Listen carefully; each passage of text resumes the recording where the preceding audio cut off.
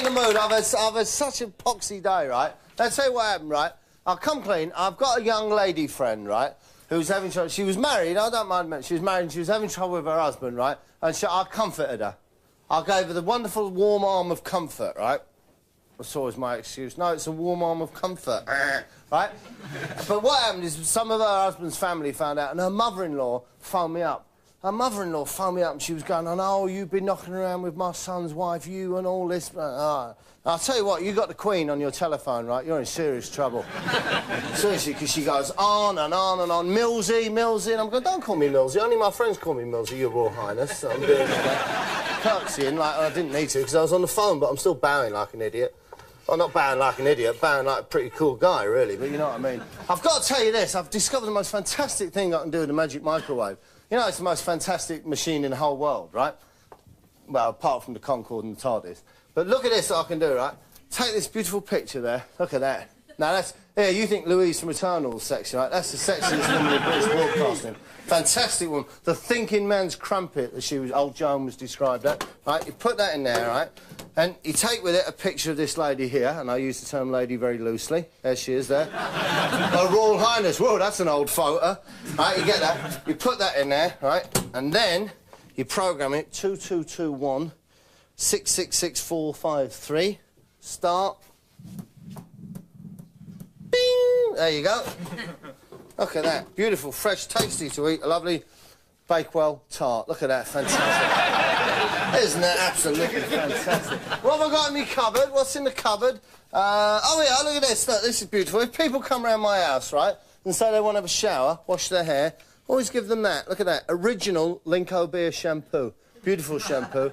And I give them that, and it brings their hair up, makes it shine. Very good for anything, from dry right through to greasy hair. It's lovely. If Welsh people come, right, I'll just give them that. They don't know the difference. Right, they all still going, oh, there's this soap. Soap, they're amazing after the fact that I've got a machine where water comes out of the sky. Oh, that's fantastic, that lake.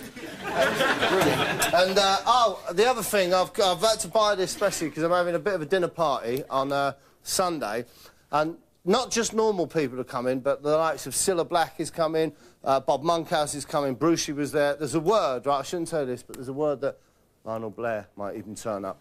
So obviously I've had to buy this for them, just... this is celebrity meatloaf, just for them. Only they'll be allowed to eat that, none of the common people will. Oh, yeah, this book's come out, and I was... The Long Walk to Freedom. And it's the autobiography of a gentleman you might have heard of, Mr. Nelson Mandela, one of the great leaders of our time. And I'd forgotten all about it. I genuinely had forgotten that I'd ever met him. But, in fact, he's very kindly printed a picture of it in the book, of the wonderful time when we met. He came to visit me, I remember, when I was a small child. When I was living in the orphanage. I'm welling up, ladies and gentlemen. It was a wonderful moment, that was. Oh, here's a photo one of my celebrity friends sent me. A photographer gave it to him, and he said, oh, I've sent you a copy. That's Tom Cruise there. And that's me and Tom when we were getting it on, doing a bit of knife fighting. Over in New York. That's lovely. That's fantastic. And this fantastic product, which I've not only do I buy it, I've actually bought up the rights to the company. I'm going to market it as well. It's fantastic. Can you see this? It's Raid. It's ant bait. But what a fantastic thing. It kills ants for 3 months. After 12 weeks, they just get up again and go back on their way. Fantastic. Temporary ant killer. Marvellous stuff. Now, I'll tell you what I'll do. I'll hang around a half hour or so, and then I've got to shoot off because the lads from Shed 7 are waiting outside in a car. I ordered a big limo, and then it turns out there's only 4 of them anyway, so it's a stupid name for the band. Normally at this time of night, obviously, I'd be out and about. What I've done, right, I've dropped a bit of a bollock, really, because I took advantage of the council's scheme where you can buy your own council flat. If you've lived there for a few years, you can buy your own council flat. So I bought mine, right? I got it really cheap. It's only £27,000. But obviously now I'm responsible for repairs myself. There's a little bit of work I've got to do on it, obviously. Just a little bit of making good, really, a little bit of pointing, you know. But I'll manage it eventually, but... I had an estimate off my mate Billy, right? He does things cheap, cash, no VAT. He reckons we could whack it out for... Well, he said it'd be about £3.5 million. I'll knock him down there. I'll get a little bit off that, but it'll be lovely when it's finished. They sell toys and that, which is all kids care about. Kids don't care how many roofs they've got, do they? There's millions, says Jeffrey, all under one roof. We don't give a toss how many roofs you got. As long as you got a load of Woody Dolls and Action Men. It's a fantastic programme that I made, right? You know I make television, but you're fully aware of that, aren't you? That when I'm not here talking to you or out with the Spice Girls, I am making professional quality television programmes. This is one that I meant when I went out with the police, right? And we've spotted a dodgy driver. Yeah, so I had been trying to tell you I'd leave it with him because we just got one with running around here with no lights on. I'll be with you then shortly. Your vehicle stopped, Romeo 3. I've just been following you, sir, and you've been all over the road. Have you had anything to drink tonight? You given a breath test before? No, never. What's happened now, we stopped him. He's obviously drunk, right? How much would you have to drink to make your face go like that? He's had a couple of beers, I suspect, right? And what we're going to do is but he's a bit of a genius, he's a bit of a clever man, and he sussed something out, right, that maybe he can sober up in a couple of minutes if he can just keep the officers talking for just a minute or so. Come on, I'm giving you a breath test. Well, I refuse to take it. Well, if you refuse to take it, you get arrested anyway. Right, well, OK, I can't do that then. All right, plan B. Can you explain to me exactly how this thing works? Right. An officer, don't rush it at all. Take it in your own time, just explain to me, and I want to know right back from, in 1962, a man invented a machine. But obviously that don't work either. How it works, all you need to concern yourself with is that you blow through the white tube in one continuous breath until I tell you to stop, all right? OK? Can you do that? That's right, yeah. OK? In your own time. Hard. Keep going, keep going, keep going, keep going. OK, that'll do. Right, the light has turned immediately to red, which means you provided a positive breath test. What does that mean? It means I'm... What does that mean? Because I'm new to this game. now arresting you for providing a positive breath test, and I'll be taking you to Chelmsford Police Station. Right, you've been arrested. You're taken to Chelmsford Police Station, and he then, as you have to, the police explains to him the procedure that he'll go through there. Basically, when that happens, you nick. That's all there is to it. Well, you'll be given the opportunity to provide 2 samples of breath onto a substantive breath test machine. OK? What's the other alternative? There is... What's the other alternative? Well, you could just bung us a fiver, I suppose. What's the other alternative? We could just let you get back in your car and drive home, you big dope. Other alternative. There's another programme, mate. I'm very proud of this. And I do wish, and in fact, I have to say, I've put a word in with the authorities, the people that matter. Why? Why do I do that? The people who run television don't live on my roof, right? But you know what I mean, the people upstairs. To bring this programme back, there was a time, in a more, I like to think, a more enlightened age, when television wasn't afraid of the concept of beautiful ladies. And we used to have beauty competitions, right? And I know they're frowned upon now, I'm fully aware of that, and Miss World's been relegated to the ghettos of, you know, Sky Television. But, we used to have, there used to be a competition called Miss TV Times, right? And what they did was all the regions, that's Tyne Tees, Central, Granada, LWT, Thames, they would put forward their own champions. I remember Borders was always a bit of a winner. And your name's Morag and you're a shepherdess from, oh yes, from Grimsby. But I made the programme of Granadas, so this is the regional finals, the Granada regional finals of Miss TV Times. It's hosted by one of the great lost talents of British television, Mr. Peter Wheeler. Peter Wheeler!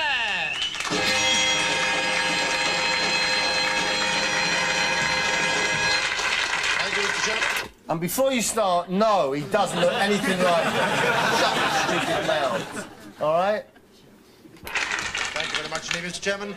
Bernard Manning, can you bring on the girls, please? Certainly, Peter. Number 1 from Lawton near Warrington, Miss Pauline Davis.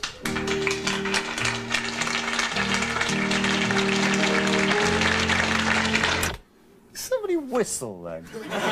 Exactly, and that's why I think these things should make a comeback. Pauline, who you're going to see, who's not just a walking clothes horse, but a fantastic woman, a brave woman, a woman who's reached the heights of international modelling, even though it's quite clear that she's got a particularly dodgy eye.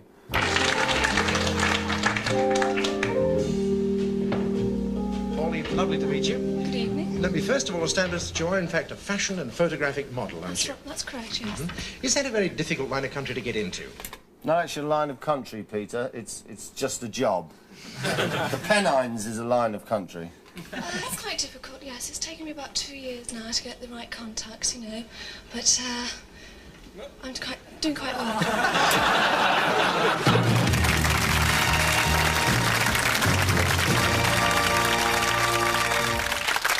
You have been found guilty. You shall be taken from this court to a place of detention at Her Majesty's pleasure. From thence you will be hung by the neck until dead. May the Lord have mercy on your soul. Man, what's the other alternative? Hi, welcome now to Hollywood Corner. This is just the bit where I keep all my things that my famous friends have sent me. This is particular night. I don't know if you're aware of the Italian opera singer, I think he's a tenor, Mr. Luciano Pavarotti. He bought me that. That's a beautiful little souvenir of our weekend together in Venice. Beautiful there. And that's actually Luciano there at the back, round the gondola, which is why there is a slight tilt there. That's very nice. Thank you. Thank you, Luciano, or as his friends call him, Lucy. That's lovely. Oh, this is very I like this. It's a keyring. Lovely little keyring sent to me by the fantastic record-breaking, prize-winning and award-winning author Barbara Cartland. She sent me a little keyring there. That's very nice. I don't know if you can see that there. Talk dirty. She don't get out much, but she's a bit of a lass. Because I do prefer, actually, I'd say, a more mature woman now, like Barbara. Because I'll tell you what, I had an unfortunate incident quite recently with a young lady who I was seeing, until I discovered that she was at college, right? She was at college and she was studying law, economics, business studies and statistics. And I just thought, well, she's obviously a lesbian. No, just come on. Oh, what a...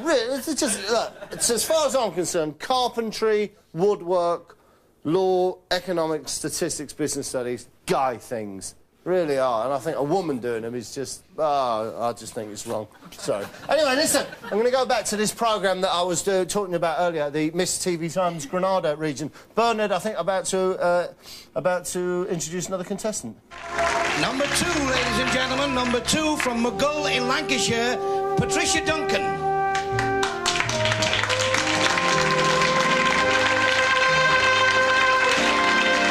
This is Patricia Duncan from Mughal in Lancashire, right?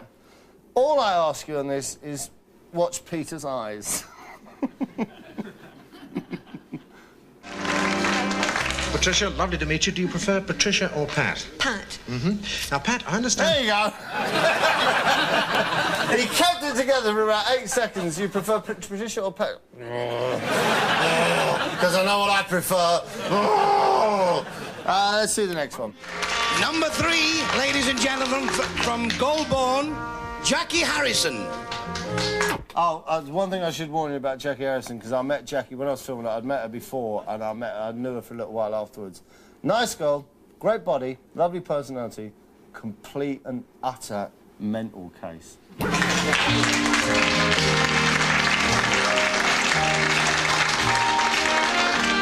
Jackie, how do you do? Pleased to meet you. Now, you're in sales promotion, aren't you? Yes, it's a fabulous job. No names and no pack drill, but what sort of things do you promote? Well, various companies hire me out and we work all over the place and it's super.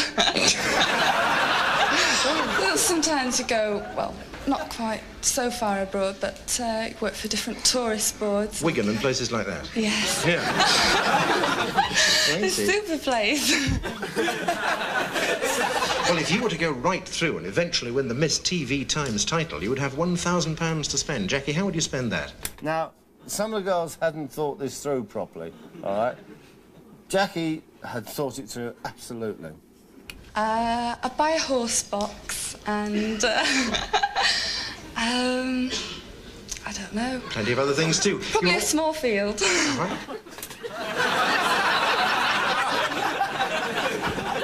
What are you going to do with your £1,000 horse box in a small field? Hello. And what are you going to keep in the horse box? Who's coming up next? Who's coming up next? Let's have a look. And now, ladies and gentlemen, number 4 from Eccles, Mary McVeigh. Who whistled then? She looks like Sarah Mars and she drinks her own urine. Apparently. How do you do, Mary? Lovely to meet you. Thank you. You are a civil servant, aren't you? Yes. You don't look like my idea of a civil servant, but... Oh, shut up, Peter! Come on! Just let the people exist as human beings. Perhaps I'm wrong. Yes, What you are. What do you do? I work in an employment exchange, trying Yes. to find people jobs. Trying to find them jobs? Yeah. Do they come in looking for them or answering special advertisements? Well, they mostly come in. Peter, I think the whole concept of finding a job is something maybe you should look into a little bit more closely. In fact, I have to say, I have to jump to Peter's defence and say at this point that, obviously, I made the programme, I was directing it. Peter had an earpiece in his ear and was taking instruction. And I did feel at this point, it's a glitzy occasion, it's a glamorous thing. Do we really want to know about unemployed people? Do we really want the poor raising their ugly heads on glamour? Do you know what I mean? So I did kind of chivvy him along a little bit, I must admit. Looking for jobs, you know, when they're unemployed. Yeah, and we try our best. That must at times be rather sad work, so let's turn away from that. What do you like to do to relax? Yes, we understand there are poor people out there, but can we not discuss them, please? Because you're casting a bit of a pall over a pretty glamorous, star-studded show business evening, if you don't mind me saying. Let's see who's next. Oh, actually, no, I know who's next. This is a very, very unfortunate thing. The next contestant is a lady called June Pickering. Right. Now, June is fine, but unfortunately, I don't know if any of are from the same neck of the wood as Bernard is, but the word Pickering is, it's kind of gay slang, right, in the north. I mean, Pickering. It's, I don't know what it means, but it's kind of got that under. And unfortunately, when you say it, it does make you quite camp. I don't know, it's just the word Pickering, just even the butcherest man in the world, it can make you appear quite camp. Number 5 from Hyde in Cheshire, Miss June Pickering.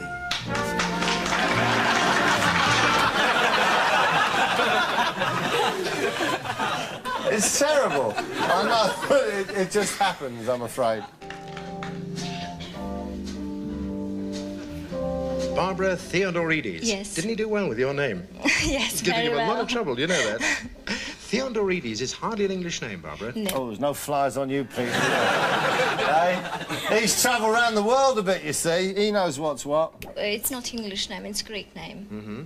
And you're from Greece? No, I'm from Poland. Isn't life confusing? Yes, it is. When did you come here from Poland? 5 years ago. Uh-huh. And what are you doing now you're here? I am a student at the moment. Studying what? Business studies, and it includes law and economics, statistics, business organization. These don't seem, with respect, very feminine subjects for someone who's Absolutely right, Peter. You tell her. They'd be wearing a boiler suit next and not shaving under her armpits. For God's sake. I find them very interesting, actually, and this is why I took this subject. What do you see you're going to put them to? I think I would like to have my own business in the future, so probably this would be very useful. Well, if you have a voice like that, you'll have a lot of clients, believe me. Shut up, Peter! So I don't think she's thinking of going into the phone sex business. If you have a beautiful voice like that, you'll have a lot of clients. If you become a prostitute. That's the only thing you could be saying there. Barbara, if you go ahead and win the national Miss TV Times Award, you'll have a lot of money to spend, £1,000 to boot. What would you spend that on? Yes, probably to put this money into my business. Very worthy thought. Well, the best of luck for both those. For both those enormous breasts that I can't say. Peter, for God's sake. And now, ladies and gentlemen, number 7 from Heysham, near Morecambe, Miss Susan Ward. Peter's about to reach his peak now. He's tried to keep it under control with the last one, but now he's going. Now he's off. What do you do, Susan? How do you do? Now, you are a post office... Tell me what? Postal officer. A postal officer. I knew I'd get that wrong. What does that mean? Well, it's a person that works behind the post office in the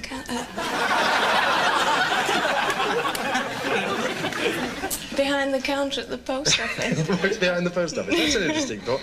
We must meet up and... we must meet up and discuss that afterwards. Oh, you can't! So you work behind the post office? What, up the alleyway? Can you bring the other one, the one with the funny name? If you do the business and she just talks, that'll be absolutely perfect for me. Stop it, Peter, please. Just to round this up, I did make the little thing about Bernard acting a little bit camp. Bernard Menin is not camp. Bernard Menin is a man for the ladies. He knows what them little gals like, OK? And we'll just finish with Bernard in top action.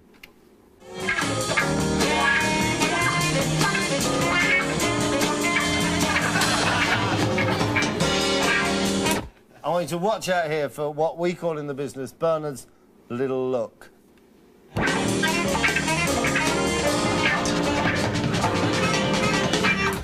Oh, yeah, I'm in there. No problem at all. Anyway, that's the kind of programme that I think we should be watching on the television because I think it's fantastic stuff. And I think that there's a place for a beauty competition. And I think if they're looking for someone who can host it, well, Peter Wheeler's not around anymore and I don't like to push myself forward for work, but I think with a voice like that, you'll get an awful lot of clients.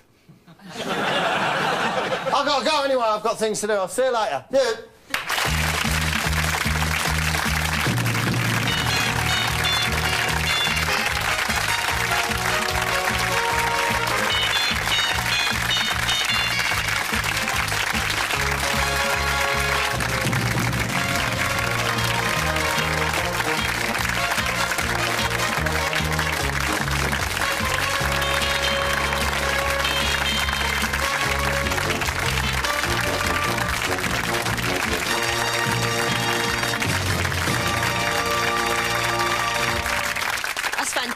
News, excellent. Well, good news and bad news. We've got another commission. We've got Miss TV Times for 1997. Very exciting new project. And the thing is, we can't use you. It's 1997. New attitudes to women, bit more PC, and I'm afraid we won't be needing you. So if you could clear your desk within, I don't know, half an hour, that'd be great.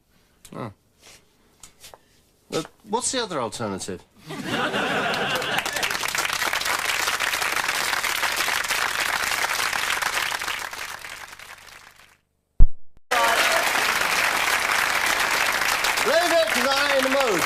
I ain't in the mood. I've had such a poxy day, right? Let's say what happened, right?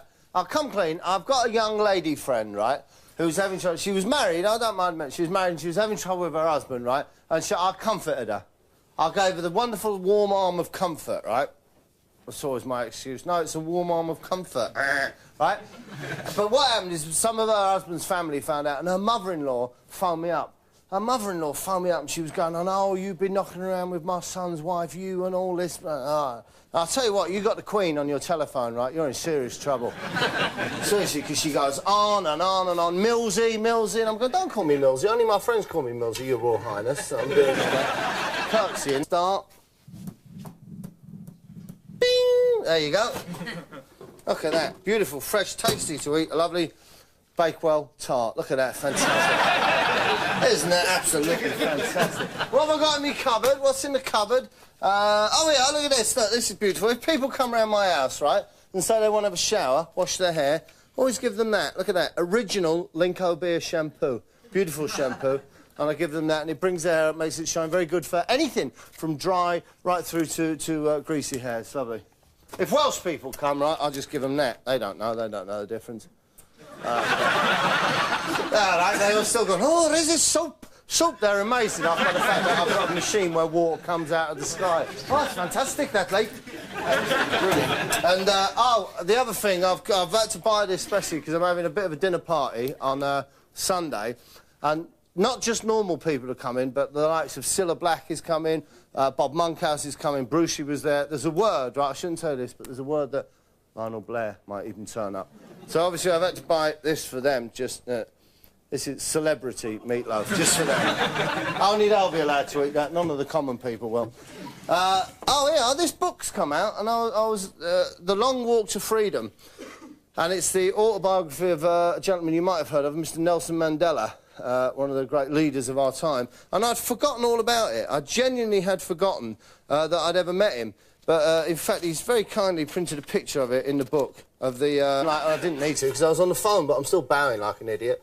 Well, not bowing like an idiot, bowing like a pretty cool guy, really, but you know what I mean. I've got to tell you this, I've discovered the most fantastic thing I can do with the magic microwave. You know, it's the most fantastic machine in the whole world, right? Well, apart from the Concorde and the TARDIS. But look at this that I can do, right? Take this beautiful picture there. Look at that. Now, that's... Yeah, you think Louise from Eternal's sexy, right? That's the sexiest woman in British broadcasting. Fantastic woman. The thinking man's crumpet, as old Joan was described at. Right, you put that in there, right? And you take with it a picture of this lady here, and I use the term lady very loosely. There she is there. Her Royal Highness. Whoa, that's an old photo. Right, you get that. You put that in there, right? And then you program it 2221 666453.